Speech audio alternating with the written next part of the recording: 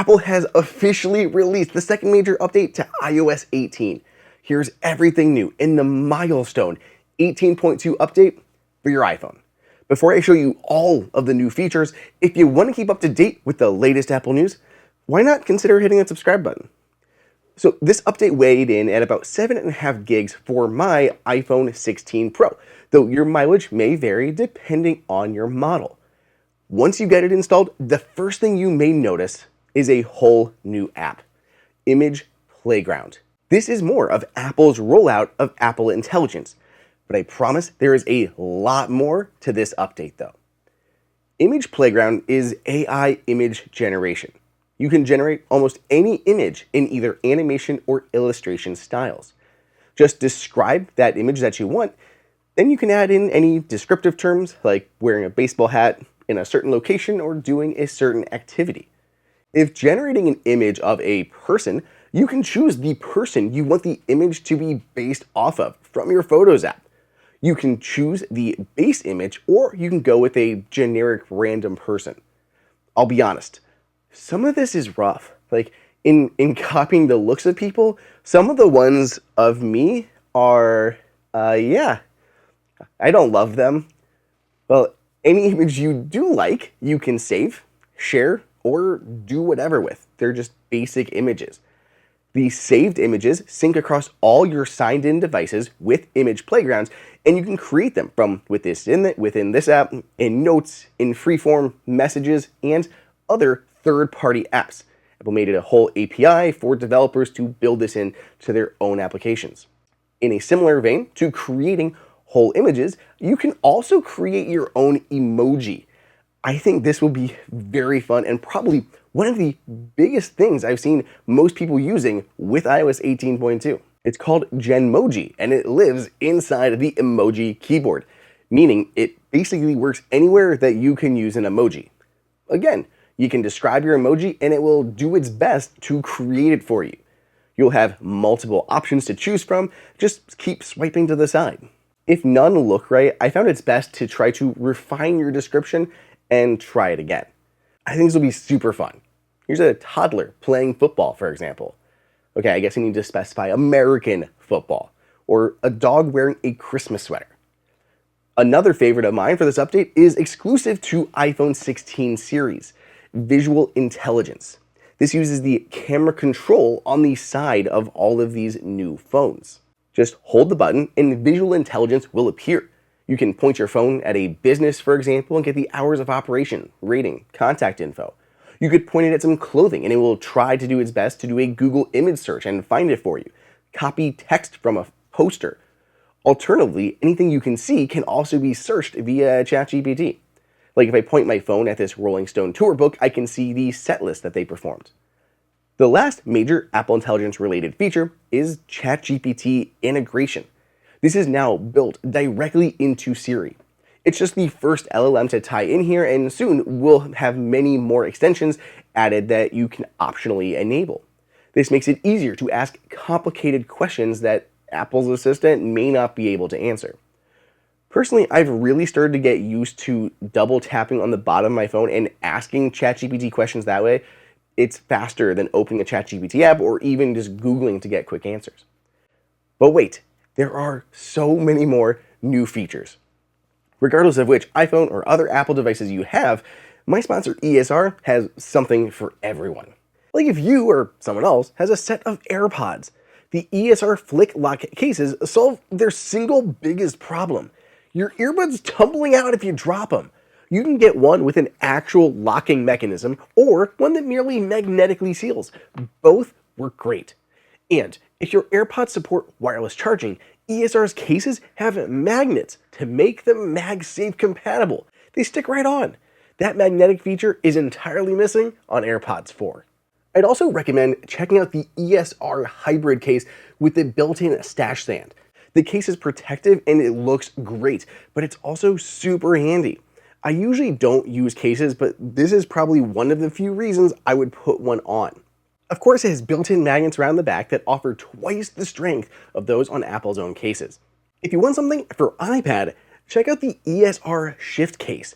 Of course, it's protective, that's a given, But I love that the iPad itself can be pulled out of the folio, so you can keep it slim and lightweight when you need just the iPad.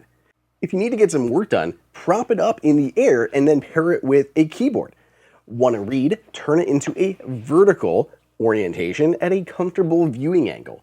Or tilt it back completely if you want to sketch, like while I'm working on this bed design for my son. You can save 20% on tons of ESR gear by following the link in the description, but only for a limited time. Outside of direct Apple Intelligence features, Apple added plenty more features and changes to explore.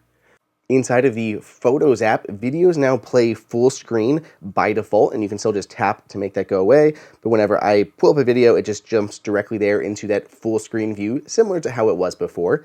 It's also easier to scrub through videos. You can literally go like frame by frame, and it even shows the milliseconds on the time there on that timeline at the bottom. So you can scrub through those like this short that I recently posted. When you're in a collection, you can now swipe to go back. You don't have to hit the actual arrow, so it's very easy to go back now when you're inside of a collection. Inside of Utilities, there's a new Favorites album. So Favorites was there before, it's just been added to Utilities. Also here in Utilities, recently viewed, recently shared, all of these, they can now be erased. You can kind of clear your history there of anything that you've recently viewed or recently shared. And if you visit Settings, then Apps, then Photos, you can disable looping videos if you do not want them to continue looping. If you wear an Apple Watch, there's a new award you can find in the Fitness app. You get this award for closing all 3 rings: move, stand, and exercise, for 100 days, 365 days, 500 days, and 1,000 days. I'm working right now my way towards the 1250 ring. Once you get past the 1,000 mark, you'll get a new award every 250 times that you do it. We've seen so many new shortcuts added recently, and there are new fitness ones now too. There are options in the Shortcuts app to open fitness settings, open award, open session history, and open trophy case. In the App Store, if you go to Apple Arcade, there is a new drop-down for filtering and sorting games.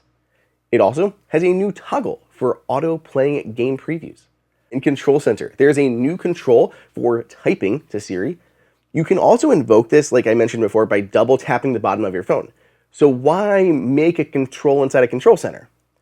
Because you can also tie this control to other things now, like the action button on the side, or put it directly on your lock screen.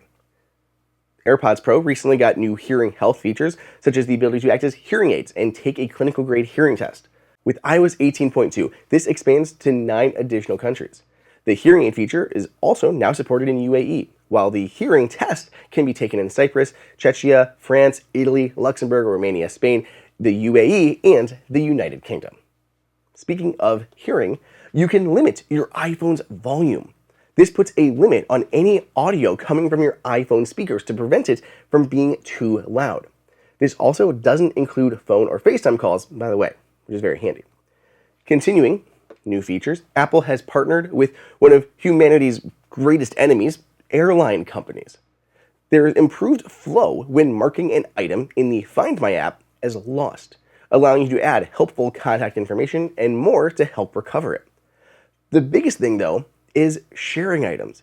You can now temporarily share the location of an item to help you reclaim it. When you mark it as lost, you can get a URL that can be shared with any of the new partner airlines or others. They'll be able to see the location of that item to track it down for you. All the more reason to start sticking an AirTag in your luggage. As when you open the Voice Memos app, you can now record multiple layers, like a dedicated vocal layer. A while ago, Apple discontinued its dedicated Music Memos app. I think it was back in like 2021. So since then, anyone who has wanted to use the Voice Memos app as a substitute, there were features missing. You can also now separate out layers and even adjust the mix between them. In Apple Music and the TV app, there is a new natural language search. I can search for upbeat pop songs with Sabrina Carpenter or holiday movies with Chevy Chase in them. The camera control also has a new function on iPhone 16 when it's half pressed down. You can half press to lock the exposure. That way your image doesn't get too dark or too light as things move around. It's a trick a lot of photographers use when shooting with dedicated cameras. If you go into Settings, Accessibility, Camera button, you can also change the speed of the camera control too. Inside of the Mail app, it now has a new look. So far, it seems a lot of people are loving this updated UI, which makes it a bummer that it's only here on iPhone. Let me know what you think of the Redesigned Mail app down below in the comments. It'll break down your emails by primary, transactions, promotions, and updates. It's super easy to navigate and organize. There's this new digest view too, which puts multiple emails that are related into a single thread. Like these transactions on my road order, which has a nice logo at the top, if the sender has one, and it lists the transactions and number of messages. Honestly, I cannot wait for this to come to the Mac. I think it'll be even more powerful. So far though, Apple hasn't mentioned that. Let me know in the comments if you want to see this on macOS. Moving to Safari, there are new background image options to customize your start page view. Safari lets you import and export your browsing data too, which is useful for moving between browsers. HTTPS priority will now upgrade URLs to HTTPS when possible. One of my favorite little changes is that when you are downloading a file in Safari, it shows the status of this in the dynamic island. Like if I go to download this file I used for testing video exports, when I go back to the home screen, you can see the progress right there in real time in the dynamic island at the top. It's so cool. In other new features, EU users can now remove additional stock apps. App Store, Safari, Messages, Camera, and Photos can all be deleted from your phone. There's actually a whole new default apps section inside of Settings. You go to Settings, then Apps, where you can manage which third-party apps you use as your defaults. Additionally, for EU users, third-party browsers will be able to create web apps on the home screen. When you have dark icons on your home screen, you may notice they are now dark in the Settings app too. If you use iPhone mirroring with your Mac, this also now works while you're using your phone as a hotspot, which is super great if you're on the road and your iPhone's plugged in. If you want the volume on the lock screen, you can force this by visiting Accessibility, Audio and Visual, Always Show Volume Control. Apple Stocks app now shows pre-market data, which even works on Apple Watch, by the way. Super cool. Outside of new features, Apple Intelligence is coming to 6 new markets in localized English, including Australia, Canada, Ireland, New Zealand, South Africa, and the UK. So, wow, this is a massive update, and there's probably even more changes that I didn't get time to touch on here. If you spot any other new features or changes, throw them up in the comments down below. Otherwise, as always, be sure to subscribe for more content, and I'll catch you in the next video.